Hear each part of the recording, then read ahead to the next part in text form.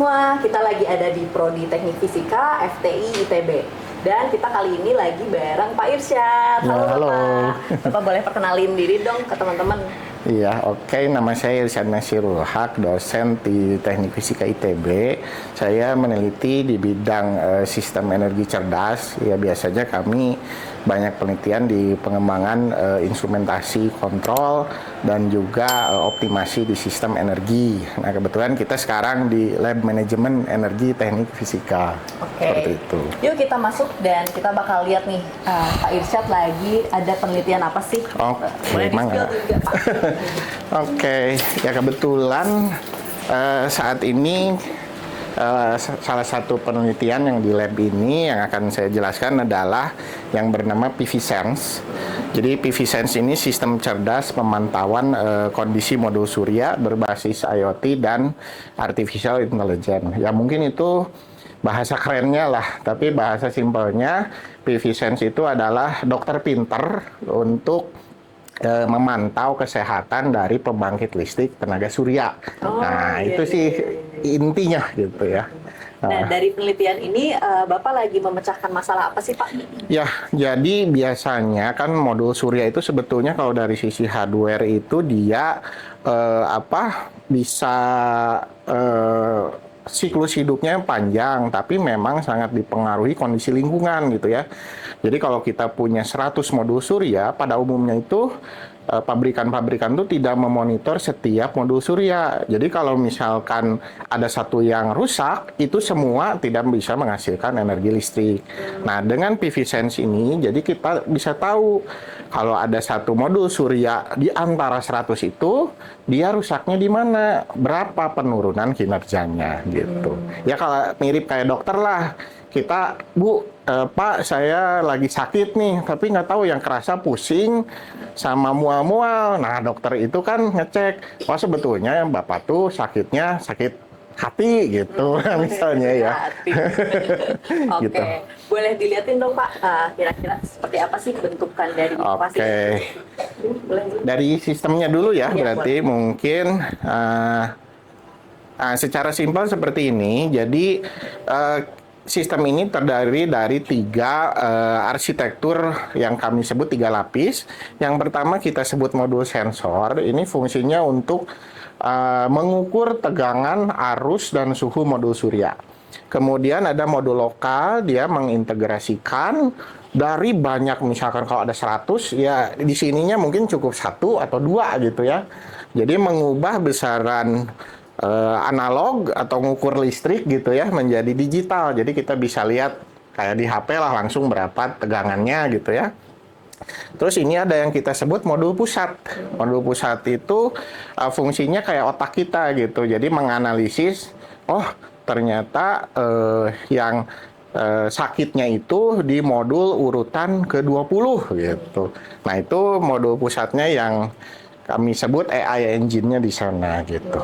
Kalau itu alat apa itu Pak? Yang mana? Oh itu. Iya. Nah itu adalah fotonya. Foto. Jadi yang paling besar itu kami sebut modul pusat. Yang kedua itu modul lokal. Yang paling kecil ini modul sensor gitu. Oh ini alatnya ya? Iya ini alatnya. Boleh.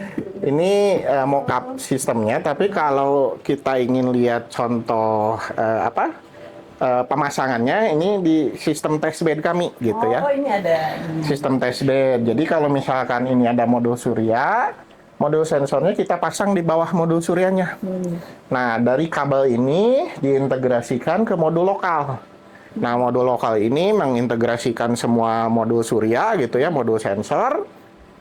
Kemudian data-datanya disimpan di modul pusat ini gitu. Nah, modul pusat ini ya sebetulnya mikroprosesor gitu ya, yang kami deploy AI engine tapi dengan sistem yang hemat energi gitu, seperti itu. Oh iya. Dan untuk penerapan inovasi ini udah sampai sejauh mana Pak? Ya, sebetulnya kami punya sistem di ITB sendiri ada sekitar 3 pembangkit listrik tenaga surya yang kami akan implementasikan PV-Sense ini ya harapannya tahun depan jika berlanjut gitu ya kami mengimplementasikan di ITB. Tapi ini akan sangat bermanfaat ketika nanti UMKM atau instansi pendidikan itu mengimplementasikan di instansinya masing-masing, itu bisa juga gitu. Oh iya. Dan kendala yang dirasakan Bapak dan tim penelitian apa sih Pak waktu mengembangkan inovasi ini?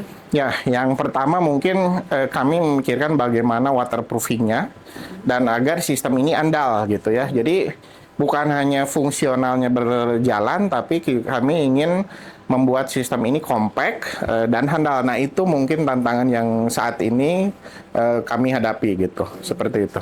Ya, baik. Dan harapan Bapak ke depannya mengenai inovasi ini apa sih Pak? Ya tentunya kami ingin berlanjut gitu ya ke tingkat kesiapan lebih tinggi, di mana melakukan pengujian di lingkungan yang relevan. Kemudian kami juga bekerja sama dengan mitra, ya harapannya produk ini ketika sudah menjadi siap dikomersialisasikan, mitra kami juga dapat mengimplementasikan di site-site mereka gitu. Ya. Saat ini berarti sudah ada mitra? Ya, sudah ada. Boleh di-spill Pak? Ya, jadi mitra kami bekerja sama mungkin sejak tahun 2022 gitu ya. Berbagai penelitian, saat ini namanya PT Global Pratama Powerindo. Jadi salah satu EPC di bidang energi terbarukan, mungkin 100 ratusan klien lah. Dan implementasi di Indonesia saat ini sampai 8 gigawatt ya, kalau tidak salah 8 gigawatt. Mulai dari skala kecil sampai besar gitu, seperti itu. Oh iya, baik. Dan kira-kira nih Bapak sebagai dosen dan peneliti dari Prodi Teknik Fisika, kira-kira Bapak mau ke depannya pengen meneliti tentang apa lagi sih Pak? Ya, kebetulan selain PV Sense ini, kami punya inovasi lain yang kami beri nama Innercool. Innercool. Jadi Innercool adalah sistem manajemen AC. Kemudian ada Inner Charge, kami punya sistem manajemen energi untuk charging station. Kemudian ada baterai hub, jadi sistem monitoring kesehatan untuk baterai. Kemudian ada Inner flow. Hah? Inner flow. Inner flow. Inner flow. Yeah. Inner flow adalah sistem monitoring energi untuk gedung, fasilitas. Jadi seperti yang kami implementasikan di ITB. Mungkin Pak Robi bisa ikut cerita gitu, apalagi ya? Ya, perkenalkan nama saya Robi Sabirin. Saya mahasiswa S3 di Teknik Fisika, Fakultas Teknologi Industri, Institut Teknologi Bandung. Ya, di sini saya meneliti tentang pembagian risiko tenaga surya, khususnya dalam sistem manajemen kegagalan. Sistem manajemen kegagalan pada pembagian risiko tenaga surya, seperti yang disampaikan PSR sebelumnya, sudah disampaikan bahwasanya PLTS ini dia sangat terpengaruh oleh lingkungan. Nah, di sini saya mencoba membuat sistem manajemen kegagalan, di mana sistem ini dapat mengetahui kapan PLTS ini dalam kondisi baik atau sedang dalam kondisi kegagalan. Nah, tentunya ini sangat memudahkan bagi operator dan user apakah PLTS ini bekerja optimal atau tidak, seperti itu. Nah, mungkin itu nanti kelanjutan dari bibisan ini. Tadi boleh di-spill Pak yang penelitian lain-lainnya? Oh, penelitian lainnya tadi ada S-base juga Pak ya? Tadi S-base Ya, ya baterai hub mungkin. baterai hub, kemudian juga ada VVDT, yaitu photovoltaic digital twin. Nah, itu untuk monitoring kesehatan dari PLTS secara lebih besarnya seperti itu. Dan pengalaman Bapak sebagai mahasiswa S3 yang ikut terjun ke proyek ini gimana sih Pak? Ya, Kendalanya terus bukan kesan pesan ya, apa ya, pengalaman yang berkesan bangetnya gimana gitu? Boleh diceritain ke teman-teman? ya baik, pengalamannya sangat menarik terkait dengan proyek-proyek yang ada di ITB. Jadi selalu bisa mengenal seluruh gedung di ITB, pada contohnya yang inner flow. Nah, hampir semua gedung atau fasilitas kelistrikan ITB saya kunjungin. Dan boleh kasih tips dong Pak ke teman-teman mungkin yang dari Prodi Teknik Fisika nih yang S1, S2, atau S3. Kira-kira gimana sih mereka biar bisa ikutan proyek penelitian kayak gini?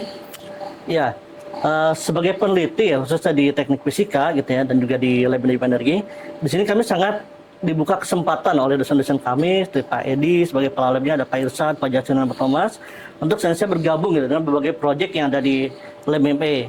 Gitu. Nah, kita sebisa mungkin lebih aktif gitu, sebagai mahasiswa, coba menanyakan kepada dosen-dosen apakah sedang ada kegiatan proyek yang aktif nih saat ini. Kita coba berkontribusi, misal, oh Pak, saya tertarik di bidang IoT-nya, saya bisa memiliki kemampuan di bidang IoT. Ya, sudah kita terlibat di bagian itu. Nah, seperti itu. Oke, terima kasih banyak Iya, Bapak. sama-sama.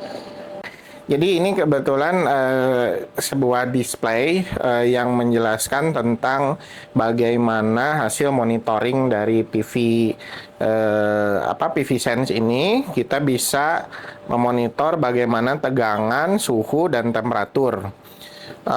Kalau yang ini kita bisa melihat bagaimana real time-nya saat ini seperti apa. Jadi kebetulan ini adalah sistem IoT langsung terinterkoneksi ke sistem ini gitu ya. Di mana kita menggunakan komunikasi berbasis one wire. Kemudian dari one wire kita convert ke digital dengan ya protokol komunikasi komputer lah ya, JSON, sehingga diproses di dalam human machine interface ini. Nah, di dalam human machine interface ini kemudian kami proses dan interkoneksikan ke sistem generative AI. Jadi kami integrasikan ke saat ini ke Gemini gitu ya, sehingga bisa menginterpretasikan sebetulnya kondisi saat ini tuh sistem ini sedang seperti apa sih kondisinya. Nah, mungkin bisa dilihat di komputer ini gitu ya. Ini salah satu screenshot pagi tadi yang ini. Yang screenshot pagi tadi ketika sekitar pukul 8 gitu ya. Kebetulan kalau pagi-pagi kan tidak semua modul surya. Jadi ini contohnya ada 4 string modul surya, di mana 4 string itu tuh harusnya kondisinya beroperasi itu sama. Tapi di sini terjadi perbedaan. Jadi kita bisa melihat sebetulnya ini ada kondisi apa sih gitu ya. Ada penurunan kinerja. Nah, di sini ada contoh hasil analisis AI yang tadi saya sebutkan. Ini kami integrasikan dengan generative AI ke Gemini gitu ya, secara langsung. Nah, di sini langsung ada bagaimana diagnosis masalahnya. Di sini ada terjadi diagnosis masalah di string 1 dan string 2 ada shading. Jadi kemungkinan pagi-pagi itu ya ada 2 dari 4 tertutup awan mungkin ya, seperti itu. Terus rekomendasinya apa di sini? Juga kadang modul surya itu kotor, jadi harus dibersihkan. Bisa jadi dari 4 itu hanya 2 yang kotor gitu ya. Jadi itu yang harus dibersihkan. Nah, itu mungkin bagaimana mulai dari hardware kita implementasikan sensor berbasis IoT. Ini adalah sistem multiplexernya gitu ya. Jadi mengintegrasikan banyak sensor, kita integrasikan ke sini, data-datanya dikonvert menjadi digital sehingga bisa datanya disimpan di dalam sistem database ini. Nah, sistem database ini terinterkoneksi ke generative AI, ke Gemini, langsung ke internet, di mana hasil-hasil diagnosisnya langsung masuk ke microcontroller ini sehingga bisa ditampilkan ke dalam human machine interface gitu.